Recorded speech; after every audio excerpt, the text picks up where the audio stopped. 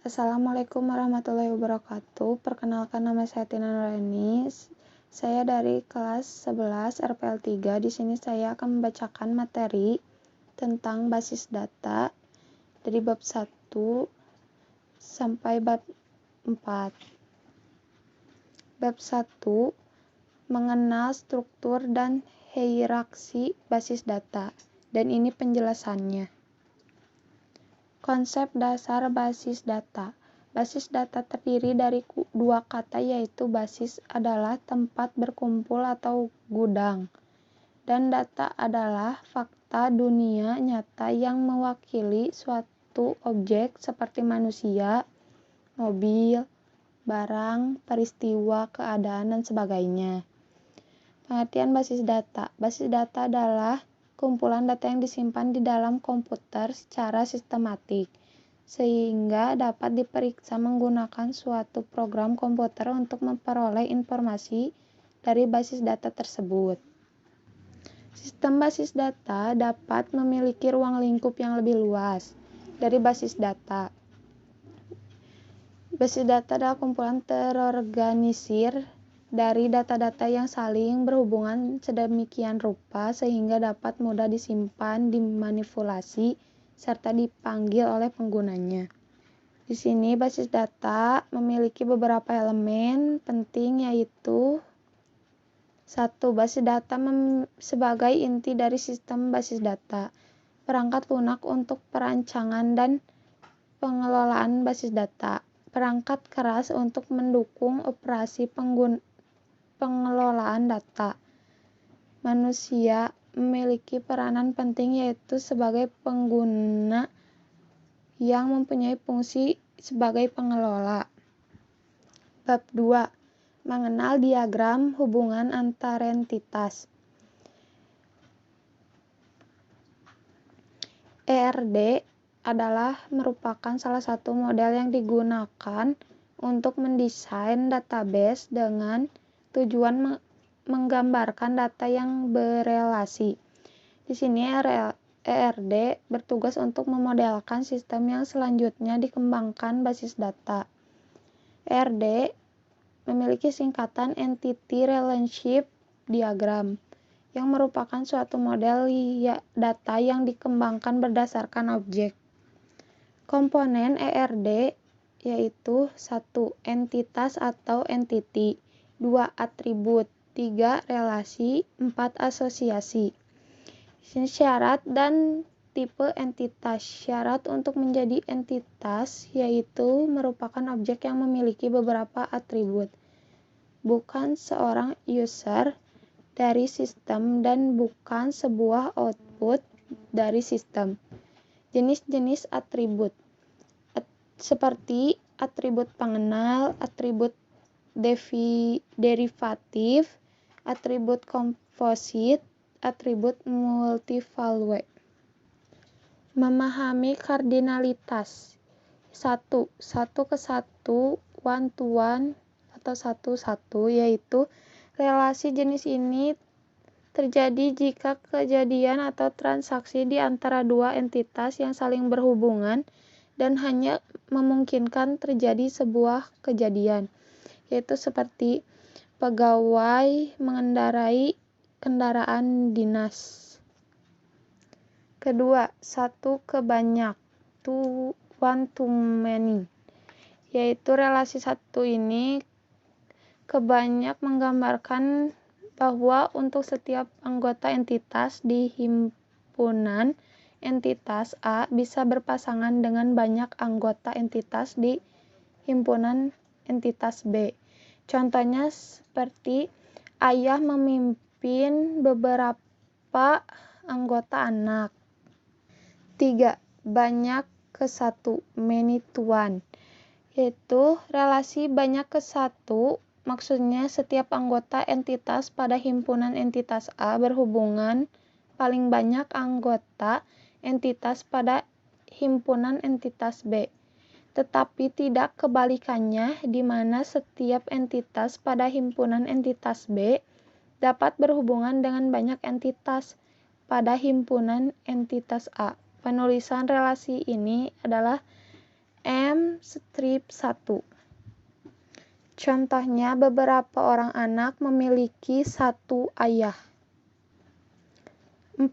Banyak ke banyak, many to many. Relasi banyak ke banyak maksudnya setiap entitas pada himpunan entitas A berhubungan banyak entitas pada himpunan entitas B. Begitu pula sebaliknya di mana setiap entitas pada himpunan B berhubungan banyak dengan banyak entitas pada himpunan B. Contohnya, beberapa pegawai memiliki kerja dengan beberapa proyek. Bab 4. Mengenal perintah DDL, DML, dan DCL dalam basis data. Mengenal SQL dan aplikasinya. SQL adalah bahasa standar untuk sistem manajemen database relasional. Meskipun sebagian besar sistem database menggunakan SQL, namun mereka juga memiliki ekstensi tambahan milik mereka sendiri dan hanya digunakan pada sistem mereka. Di sini SQL terdiri dari 3 bentuk query, yaitu Data Definition Language atau DDL, 2. Data Manipulation Language atau DML, dan Data Control Language atau DCL. Aplikasi untuk membuka database. Membuat database diperlukan aplikasi khusus yang dikenal sebagai software database. Software database merupakan perangkat lunak yang digunakan untuk membuat dan mengelola struktur database atau basis data, serta untuk mengakses data.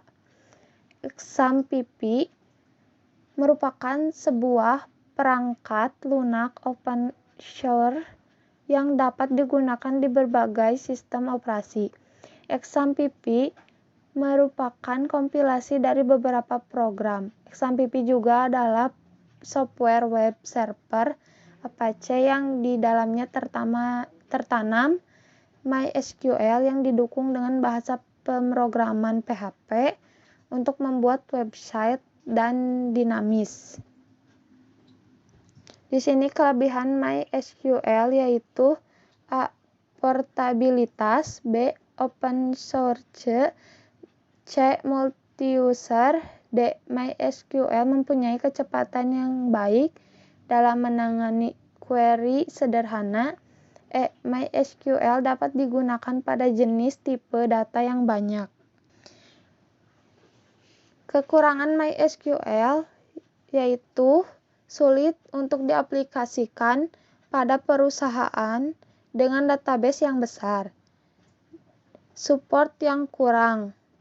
Memahami Data Definition Language (DDL). DDL merupakan salah satu query SQL yang digunakan untuk membangun kerangka database. Di sini DDL berhubungan dengan pendefinisian suatu struktur database. Struktur dasar database di sini adalah pembuatan database dan tabel. Selain untuk mendefinisikan basis data, DDL juga berfungsi untuk mengubah struktur basis data. Perintah dalam Data Definition Language DDL yaitu perintah script, yaitu membuat, perintah mengubah, alter, dan rename.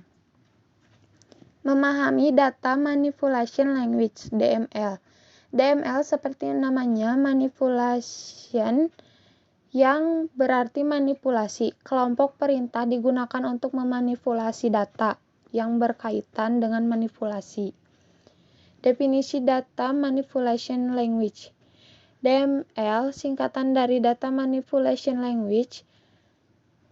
Manipulasi yang dimaksud adalah kita dapat menambah, menyisipkan, menghapus, dan menampilkan data yang terdapat dalam database. Perintah dalam DML yaitu terdiri dari 4 macam. A. Perintah insert, B. Perintah select, C. Perintah update, D. Perintah delete. Memahami Data Control Language (DCL). DCL secara harfiah diartikan sebagai bahasa yang digunakan untuk mengontrol data dan objek yang ada di dalam basis data. Perintah DCL ini berperan untuk melakukan proses manipulasi user pada sebuah basis data dan juga menyangkut hak akses dari sebuah basis data. Perintah grant merupakan perintah yang berhubungan dengan hak akses user. Dengan menggunakan perintah grant, maka administrator, pemilik server, dan database dapat menunjukkan salah satu user agar dapat memperoleh hak akses untuk melakukan manajemen dan juga mengakseskan terhadap pengelolaan database. Perintah revoke merupakan kebalikan dari perintah grant. Perintah revoke adalah perintah untuk menghapus atau mencabut kembali izin hak akses user MySQL yang sebelumnya telah diberikan. Hak akses yang diberikan kepada user ada kalanya perlu dilakukan perubahan. Hal ini dilakukan tergantung pada kondisi dan kebijakan administrator. Maaf bila ada salah-salah kata dan pengucapan yang kurang jelas. Kak bisa disimak kembali dari awal. Sekian dan terima kasih. Wassalamualaikum warahmatullahi wabarakatuh.